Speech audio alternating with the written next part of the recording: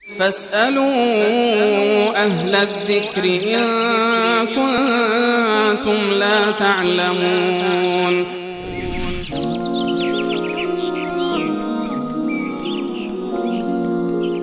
خواهری پرسیدن حامله هستم، به جای روزه میتونم کفاره بدم؟